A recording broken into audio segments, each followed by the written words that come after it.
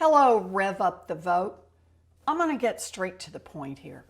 This is a time of unprecedented crisis for our nation.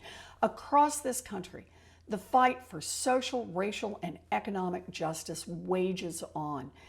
As we fight for justice, we are battling a pandemic that has already killed 130,000 Americans. And now, more than ever, our nation is in desperate need of leadership that protects the most vulnerable. That means ending institutional bias, expanding access to home and community-based services, and protecting the rights of Americans with disabilities to live, to work, to learn, to vote, and to thrive in their communities.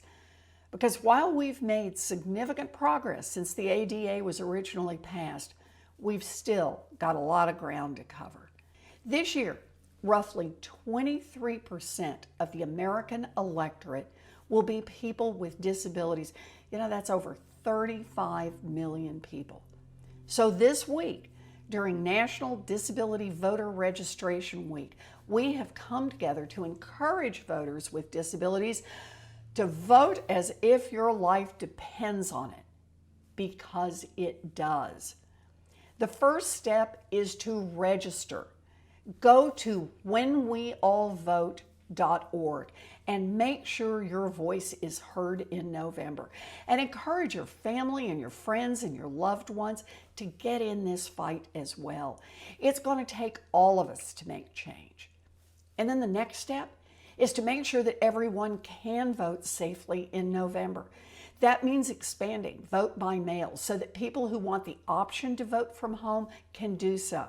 But it also means enhancing the safety of in-person voting locations so that voters who need to vote in person can do so without risking their health and safety. The HEROES Act, which has passed the House of Representatives already, gives $4 billion directly to the states to protect our elections. It is long past time for Mitch McConnell to put that bill to a vote in the Senate. 2020 will be the most important election of our lifetimes, an election that will determine the direction we take as a nation, but also an election that will decide the kind of America we leave for future generations.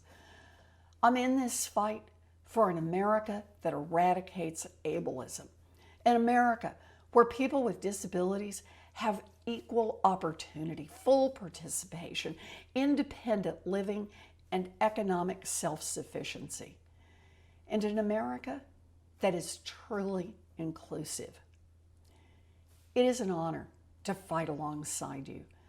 I know we face an uphill battle, but I believe that if we join together, if we fight together, if we persist together, we can make this a country that works for everyone.